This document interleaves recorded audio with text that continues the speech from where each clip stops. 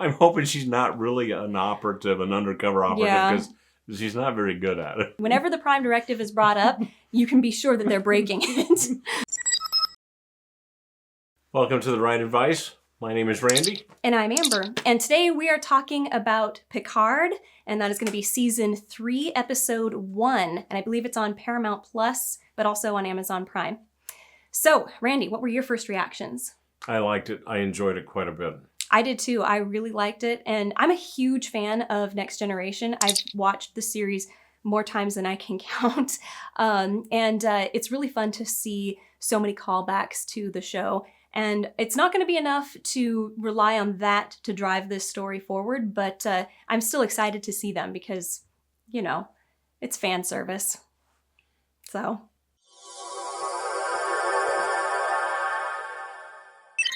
So in the first scene, we see Beverly Crusher in a small ship when the ship is boarded by two aliens. From her reaction, we know that Beverly has been running from or hiding from these aliens. She locks another crew member against his will in the cockpit and then manages to take out both of the aliens on her own. But she is injured in the fight. As two more ships arrive, the alien ships, Beverly's ship goes into warp, but not before she sends a coded message to Admiral Picard.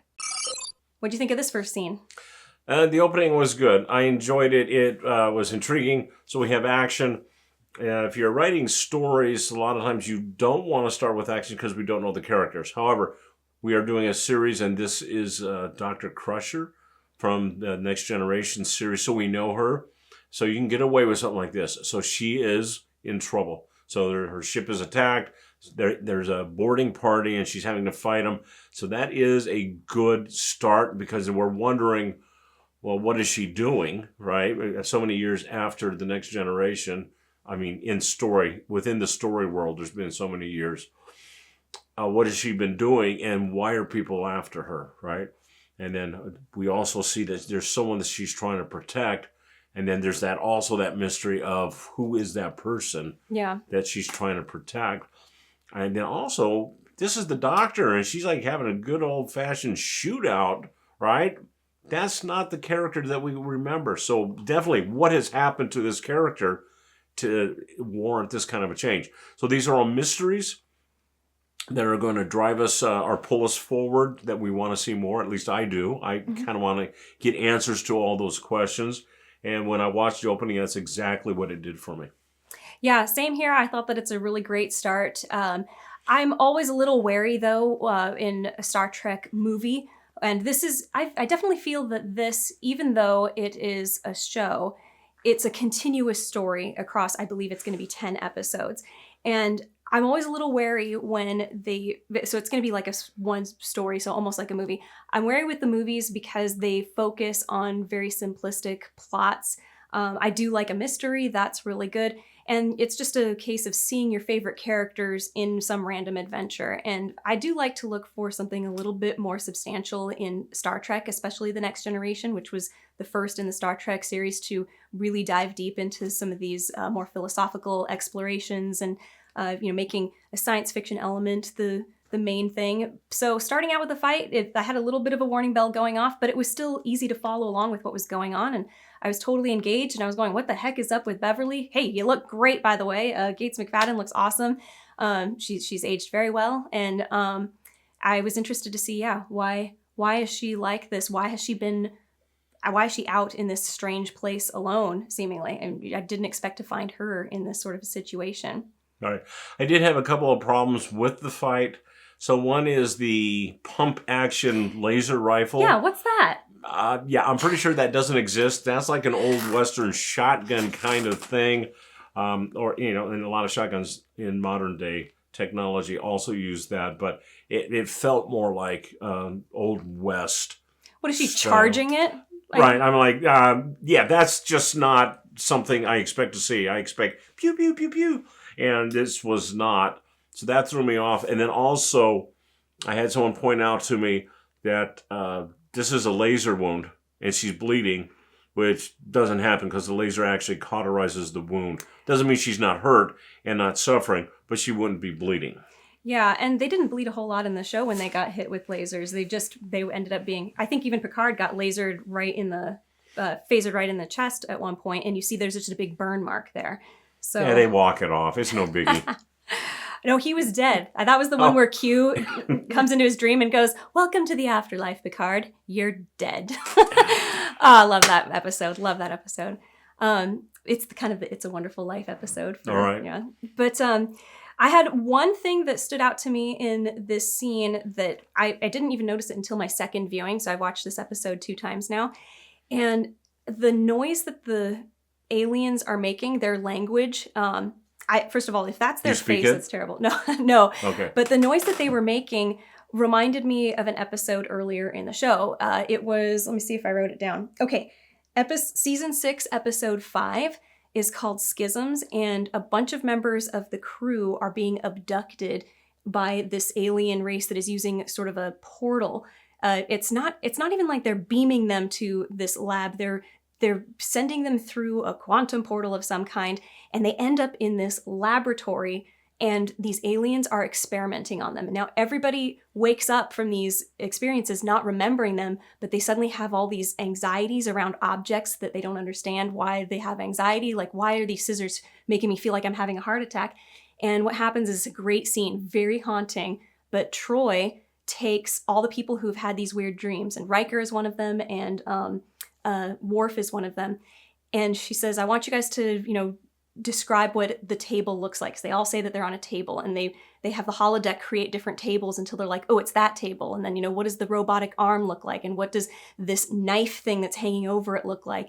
And then they said there's also a sound. I hear clicking sounds.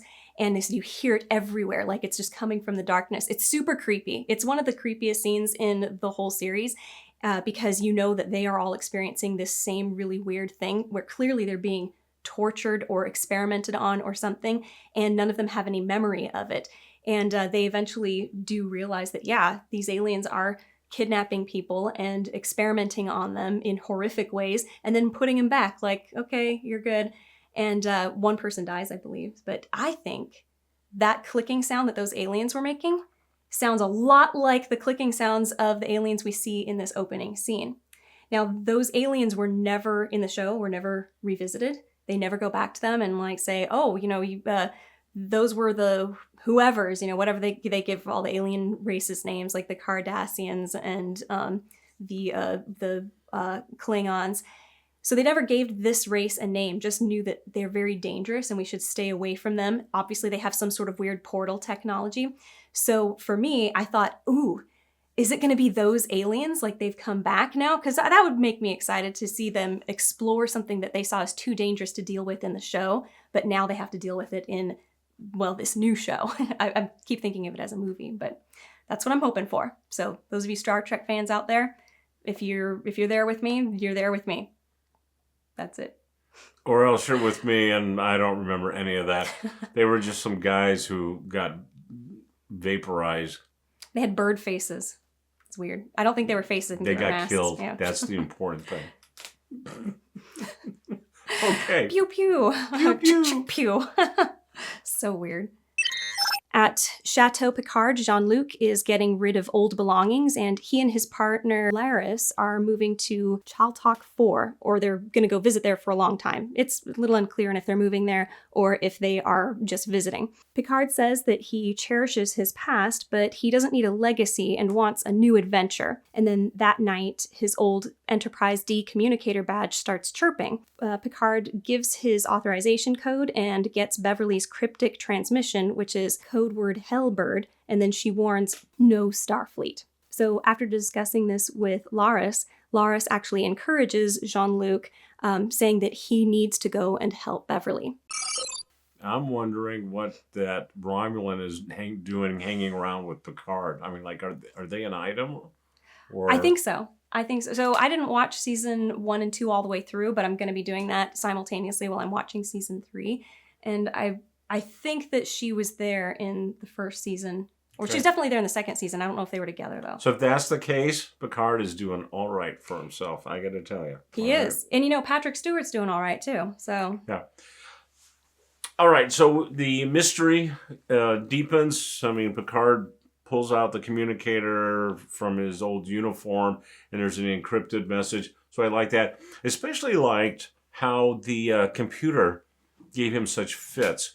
And I feel like it's a joke, and I'm not catching the full scope of what they're trying to say. So he's basically like, this computer is just not working for me. So I don't know if that's like an old person joke that we can't use technology, or it's a hint that sometimes it's better if we don't rely too much on technology and rely on our own abilities. So I wasn't sure on that. Okay. Or maybe it has nothing to do with it all, but it's a thing that they kind of repeated 3 or 4 times. So I felt it should be significant, and I haven't seen any payoff. Maybe there will be a payoff for that down the road in the series, but in this episode, there's not a payoff for it. So that kind of distracted me. The mystery part of it is great. I mean, that's what you want, is the call, an old ally needs your help, and tell no one. All right, beautiful. That's what you want in a mystery. However, my biggest complaint about the show is with Patrick Stewart. And Same. I love Patrick Stewart. He's an amazing actor. He's done so much, and he is still capable. He's still a great actor. But there's certain roles, if you hit a certain age, that they just are not right for you. So I didn't feel that Patrick Stewart's character is believable, that he would be called on this super tough mission, secret mission, right? Because most of the scenes with him and whoever he's in the room with made me feel like, let's walk a grandpa around, all right? I mean, so I just...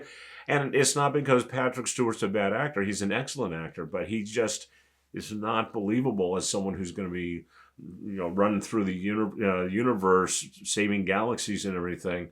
It would be much more believable if he was like running a team from home, right? He's like, communicates with them, he makes the plans, he sends them out. That would be fine. That'd be believable. But him up and running around, it was just awkward. And he's a little bit awkward to watch because of the age. So that is my big problem with the show. Yeah, same here. So his vocal folds have lost their range at this point, and that's a big problem because Patrick Stewart has always acted so much with his voice in the past. He has such beautiful voice and such excellent range. He can emote so well, and I think that he's just not physically capable of doing that anymore. Right. But you can still see like he knows what he's supposed to be doing. I just don't think he's physically capable of doing that sort of thing. Now, I actually, upon second viewing, kind of thought it is somewhat believable that he would go and do this adventure because Beverly hasn't seen him in 20 years. So she doesn't know what state that he's in, and she's clearly up and active and doing well.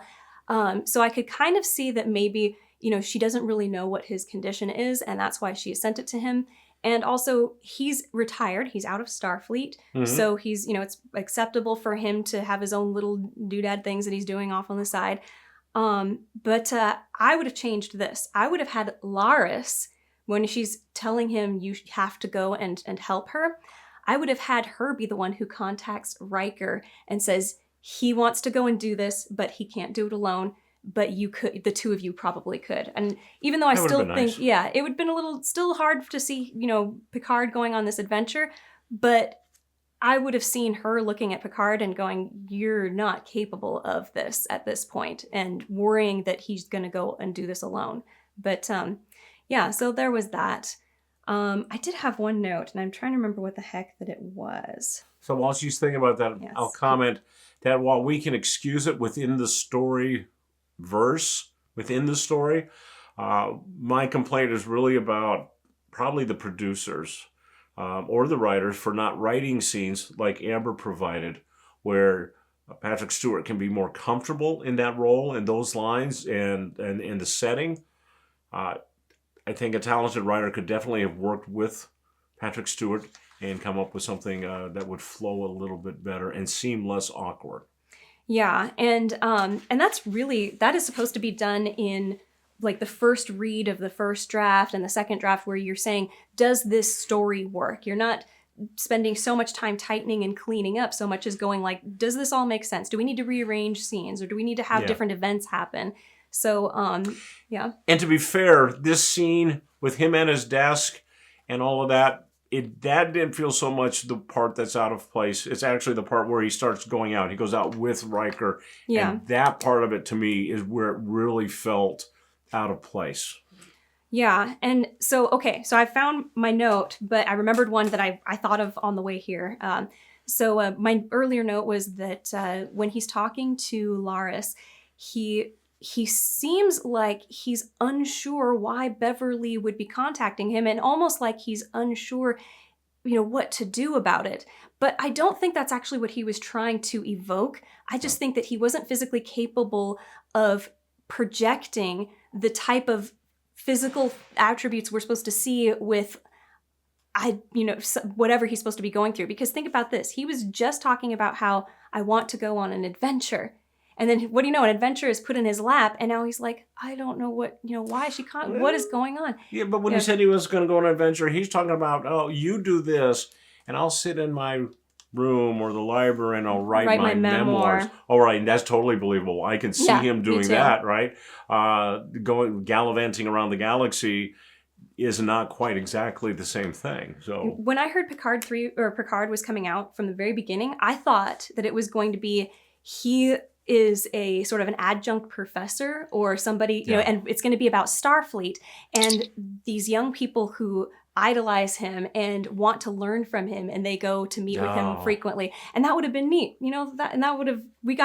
how cool would it be to be at Starfleet watching kids who are doing, they have all these holodeck pods where they're training for fighting and flying and stuff. But then on the side, the kids want to get together like, hey, let's pull up a really cool program and go party. Okay, so that, and then think about Below Deck, which is the animated, right? And so it's not about the officers, it's about them, right? So kind of take that, your concept, and Below Deck and combine them, and I think you would have had a much more successful season 1 and season 2. Yeah, and open to so much interesting storytelling, because if it takes place at Starfleet, you've got all kinds of races coming together and the problems that happen, and it'd be like Hogwarts, but science fiction. I wish they would do that. Yeah, that would be great. I would love to watch a show that takes place at science fiction Hogwarts. How awesome would that be? Nice, yeah. It'd be so cool. Okay, so then the last comment that I had on this. So Paramount, if you like that idea, you can hire Amber and I. We'll completely write the next season in Starfleet. It'll be a huge hit too. I know people would love this. The other last thing that I wanted to comment on, and this just bugged me as being such a big fan of Next Generation, the series, when he pulled up his flute, and those of you who know what that flute is, how significant it is to Picard's story, and he's listing it among the things that are memories that, they're just memories, and I want to have a new adventure. He's kind of, it's almost like he's implying that he doesn't care about these things anymore. And that flute is not something you stop caring about. So I'll just cue you in if you don't remember what it is, but that flute is... I don't. It's a souvenir from an episode where Picard gets zapped by a satellite, and he lives an entire lifetime on this planet. Okay. He has a wife, and he has children and grandchildren, and the planet is slowly dying, and he's trying to help get them up into space. And you find out that then he wakes up basically after he's dead in this vision that he has, and he remembers everything.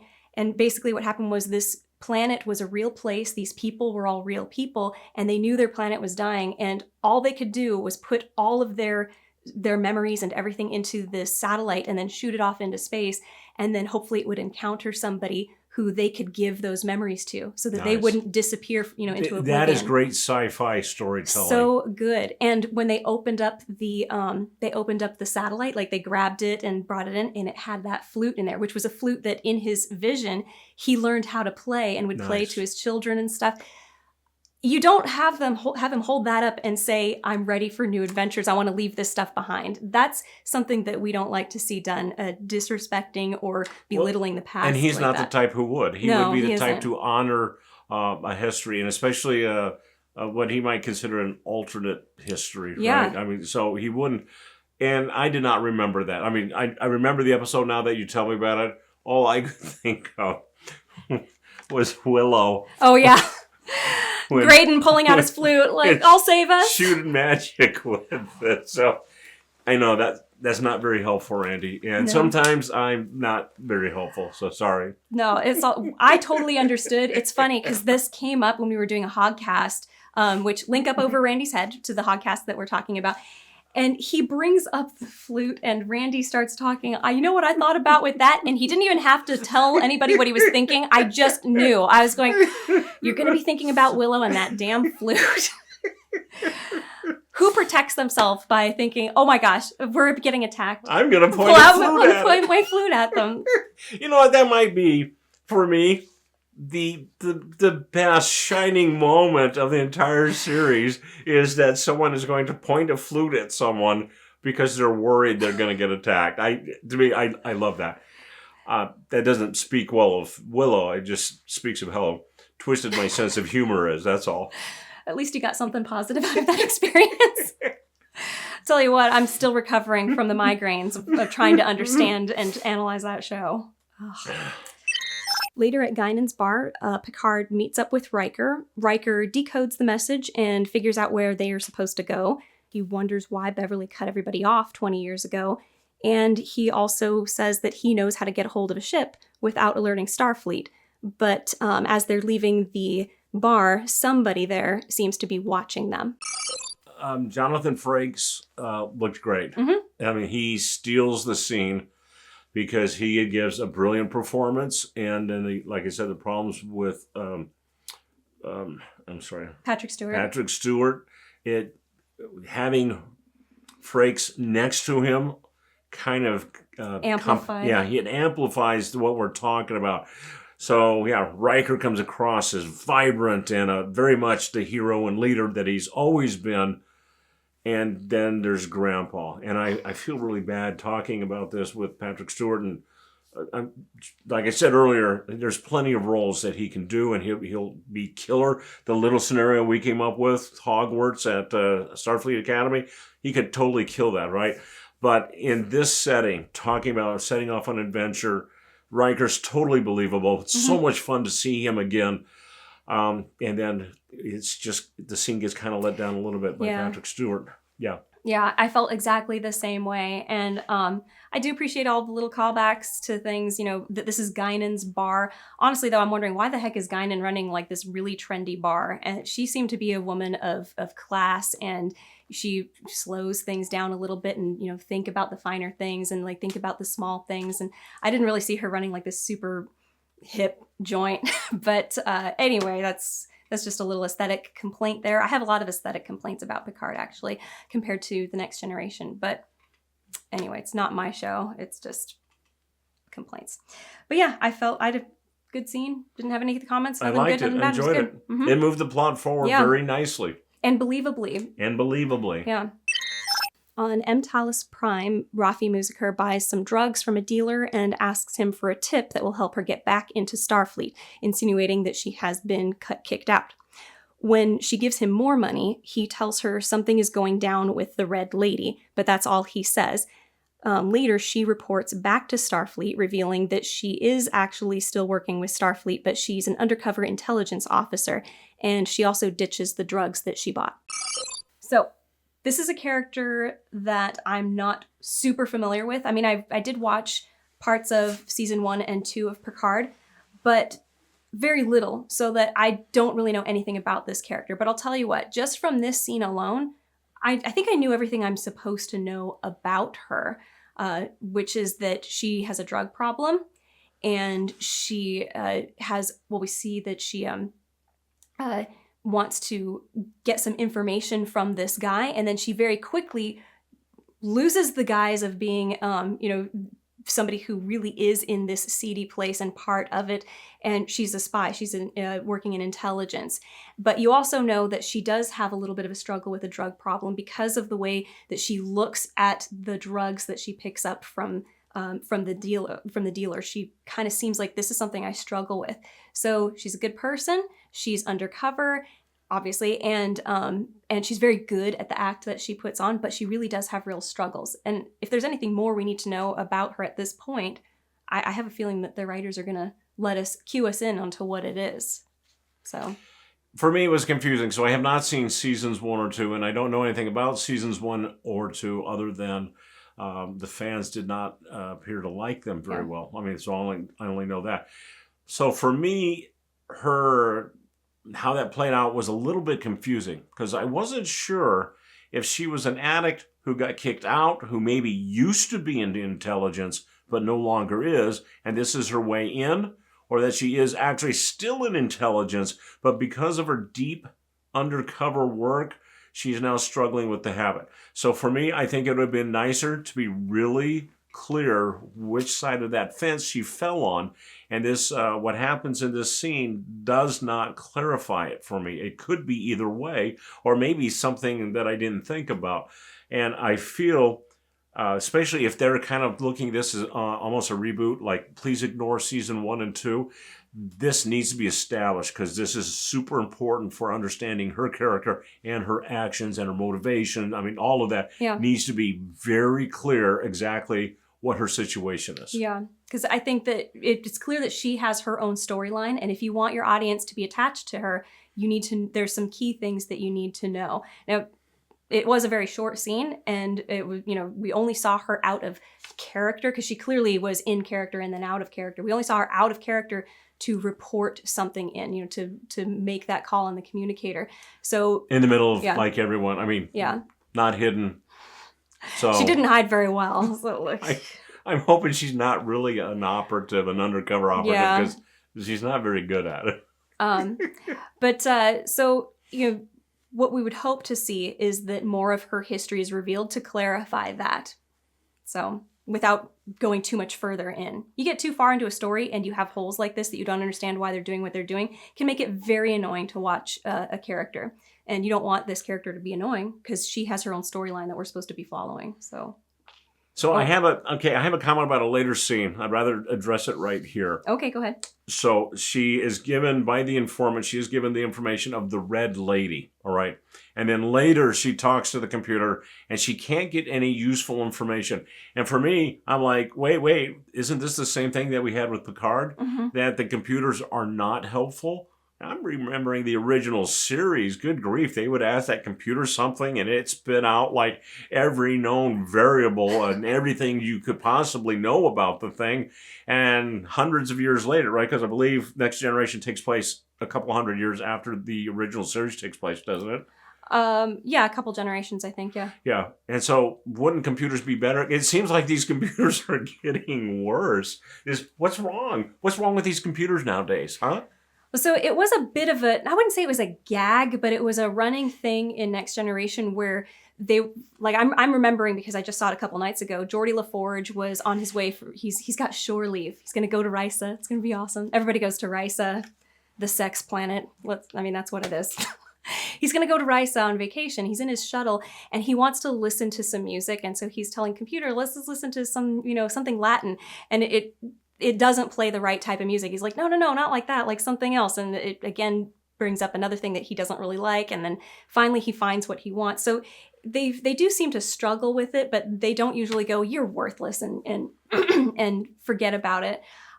So it is a little bit of a thing. Maybe because they're doing it so often now though.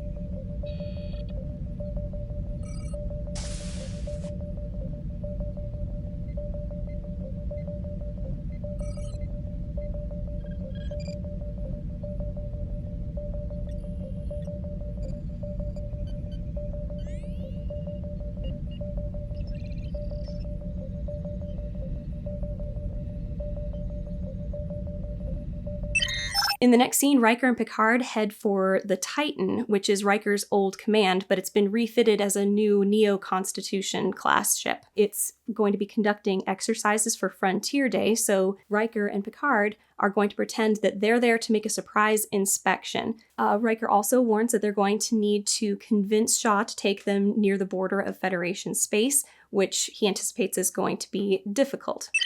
They get onto the Titan and they have Commander 7 of 9 is the first officer, but now she says she goes by Annika Hansen under the captain's orders. She takes Riker and Picard to the bridge where they meet Sydney LaForge, who is Geordi LaForge's daughter, and the Titan departs under Hansen's command. Later, Picard and Riker are to meet up with Captain Shaw, But Captain Shaw has started dinner without them and gives lots of backhanded compliments and straight up insults towards both of them. Riker says that they're going to be changing course, they're going to change their plans. He says that they can do this by just doubling their speed and they will still make it back in time and have lots of bragging rights. Picard says that they will also stop at Deep Space 4, and Shaw says that Deep Space 4 is shut down, but Hansen corrects Picard, saying you must have meant DS-11. In the end, Captain Shaw refuses to change course because he likes order, and he pretty much insults both Riker and Picard, saying that you guys are retired and you're not important, and I have orders from people who are actually important. And that's pretty much the end of that. Next, we have Rafi Musiker receives a secure message from her handler. Now, we can't see who it is, but and she doesn't know who it is. She wants a face-to-face, but she keeps getting denied that, nope, can't meet me face-to-face. She's trying to find out who stole some technology, but she can't find it or get any leads on the Red Lady, which was the clue that her dealer gave her earlier.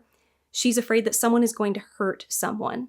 The handler reveals that he or she knows all about Rafi's dishonorable discharge and substance abuse and urges her to find the Red Lady, as the stolen weapon is an act of war. Riker and Picard are having a bit of a chat in their bunks. Picard's expressing that he can't believe that the last time he talked to Beverly was 20 years ago, and he's worried that they're too late to go and save her because she appeared to be injured in her message. Then they are called by 7 of 9, or Commander Hansen, to come and meet them in the observation lounge. And she asks what they're up to, and they decide to actually tell her what's happening. And that is when Hansen, or 7 of 9, says that she sees no future for her position under Shaw, and so she reveals that she actually rerouted the ship to the coordinates that Riker and Picard wanted to go to. She then explains that they've identified a vessel inside of a nebula, and she offers them a shuttle to take. Then later we see that Shaw wakes up, but it's too late. The shuttle is already departed.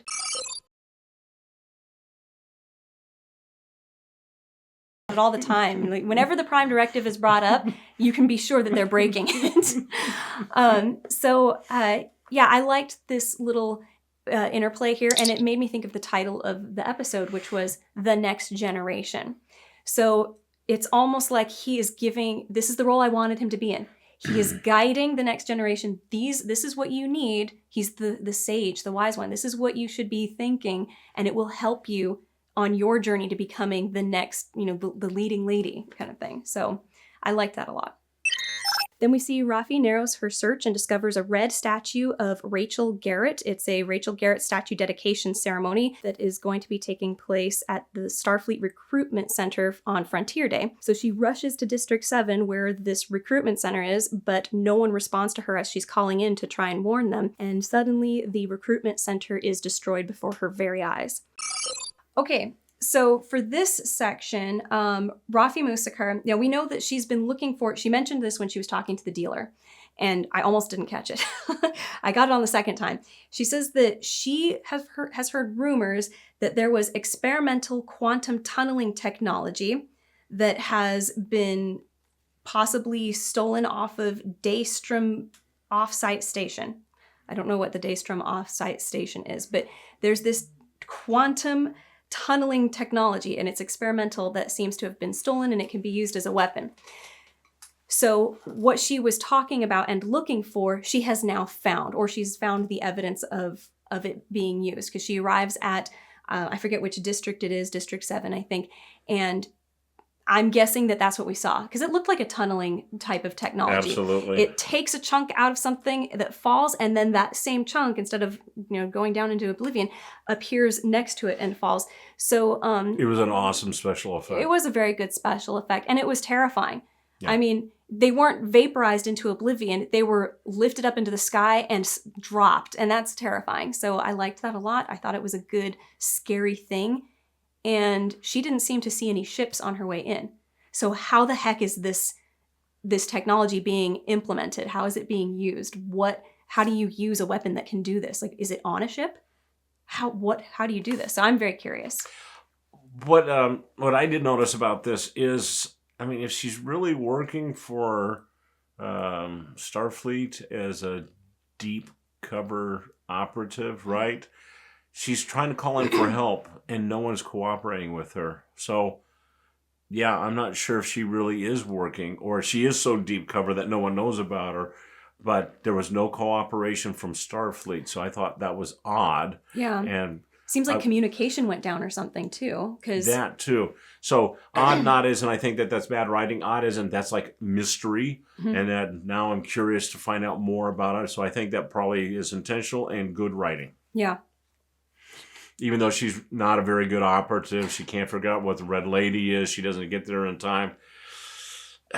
She talks to people on a communicator in the open where everyone can hear. Yeah, she needs to go back to training, I think. Yeah. At least she needs to learn about cross-referencing with databases. So anyway, I mean, the fact that she didn't do that earlier on was a little surprising, but whatever. Anyway, so the Red Lady, I recognized her when I saw the statue, but I didn't know who it was until I had to go on to somebody else's YouTube channel. And like, does anybody know who this is? Because I recognize Lucille her. Ball. Not Lucille Ball. No, But she is... sorry. It's not Lucille Ball. But this captain, and her name is... whatever, I said it in the summary. She's from an episode in season 3 of Next Generation, where it's, I think it's called the Past Enterprises or something like that. It's basically they encounter a sort of a wormhole, a portal through time, and they encounter another Enterprise and another crew, and they just escaped from a battle with, I believe it was the Klingons. And this was when the Klingons and Starfleet were at war with each other. The Federation and the Klingon Empire were at war with each other. And this ship that has come through this portal actually disappeared. Nobody knows what happened to it. Well, now they know. Okay. And then what happens is they realize this ship is not supposed to be here, so they send it back, and it's an instant defeat. And Guinan, I think, knows that they're going to be sending this ship back into its own time, but it's going to instantly be defeated, and they're going to lose that battle. And at the present day in history, because time changes, as soon as the ship comes through, time in the present day changes. Suddenly they're still at war with the Klingons.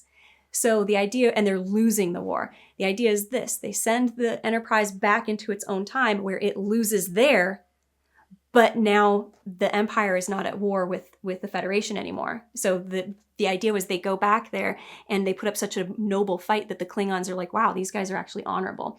And they gain some respect for them. But it made me sort of wonder if we were going to see anything from that episode come into play here, because we saw how coming through time sort of changed the reality that they were in. Like literally the ship comes out and you see everything gets fuzzy and suddenly Tasha Yar is alive. The bridge looks like a battle bridge. The ship is a battle bridge. Guinan is like, gosh, I just know something's wrong. We're not supposed to be at war. There's supposed to be families and children on this ship, but there aren't. You're a battleship now. So I'm wondering if we're going to see stuff like that, because we've seen a portal, like a tunnel, quantum tunneling technology. And I wonder if it has something to do with time and space, which is something they always play with in Next Generation and a lot of the different Star Trek series. So I'm curious about possibly some time travel. That'd be interesting. Or alternate realities.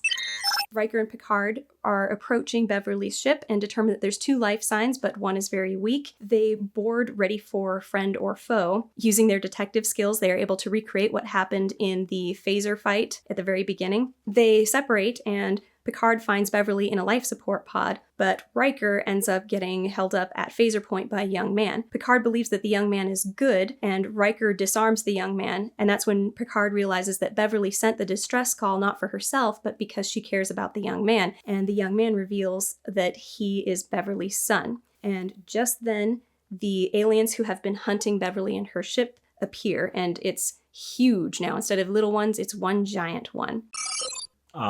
They're in trouble. Yeah. So the big ship shows up. And they're in the small Beverly Crusher Puny ship. Puny ship. Puny they're ship was in big trouble. And it's very sharp and pointy, so you know it's bad. Because if it was friendly, it would have been one of the fat ones, right? Like how Riker described. Right. But instead it's like 4 fingers pointing at them. Like spears. Yeah. So it was menacing, and they're in trouble. I was reminded a little bit of Cylons, the Cylon ships from Battlestar Galactica. Just gonna say that, but I mean, I know it's probably not a reference at all.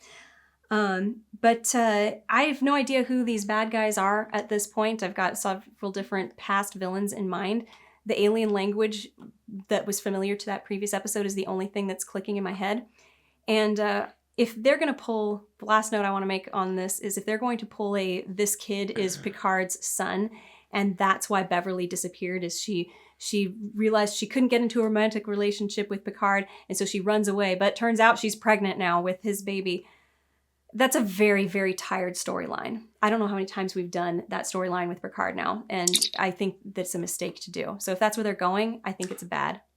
I did cringe. So when Beverly reveals that's her son that she was protecting, I did kind of have a cringe moment. I'm like, oh, please do not make it Picard's or anyone else's. They just, like you said, it's so tired. They've done it over and over and over again. But he doesn't look 20 either. He looked older. Yeah. I did like the ending. So it is a cliffhanger. Mm-hmm. We don't know who the aliens are, so we want to know, right? So it's a cliffhanger because we're about to find out more about the aliens, and then they're in trouble. We want to see how they're going to get out of it or maybe not get out of it. And my prediction is I think the deep cover operative will end up having to free them, that she'll be instrumental in them getting free after they've been captured. Oh, maybe. I like that. That could be exciting. Yeah, that'd be interesting. So I liked it. I thought it was interesting, and I am intrigued to watch episode 2. I would watch episode 2. I'm going to predict that, I'm going to predict a few things. So because we're looking at quantum worlds and, alternate worlds and possibly time travel stuff going on here, Wesley Crusher, which is Beverly's son from the series, he actually went on to be a traveler. And not a traveler like, I'm going to, hitchhike my way across the galaxy. He has a special power where he can manipulate time and space. And and he's vanished off into the world to be an expert at warp drive and also at traveling. And so I would like to see that somehow his storyline is brought back in here. And we've got the time traveling things. We've got the quantum tunneling thing going on. And now we have this son who appears to be too old for, he appears to be older than 20. I don't know, maybe he is, and I'm just, sorry. He looks older than 20. Yeah.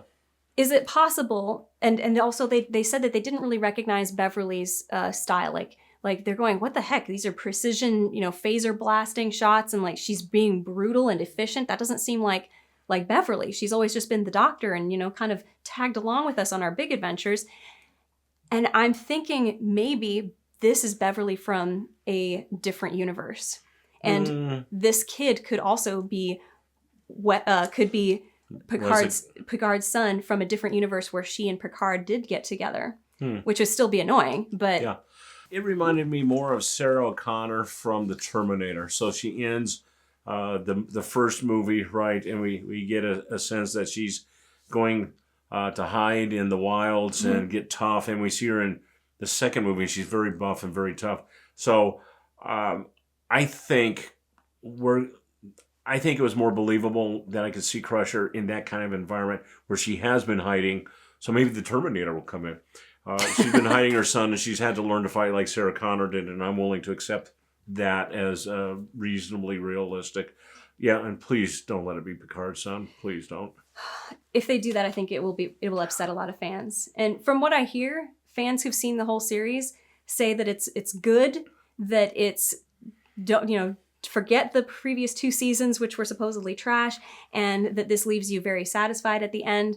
I have a feeling that if this was Picard's son, that people would not be saying that. They'd be like, wait, This is annoying. They've done this before too many times. We're done with this. So let's talk about Wesley Crusher. So that is played by Will Wheaton, who is doing the after show. That's right. I didn't watch it, but I saw that he does. See, he is big time into geek culture.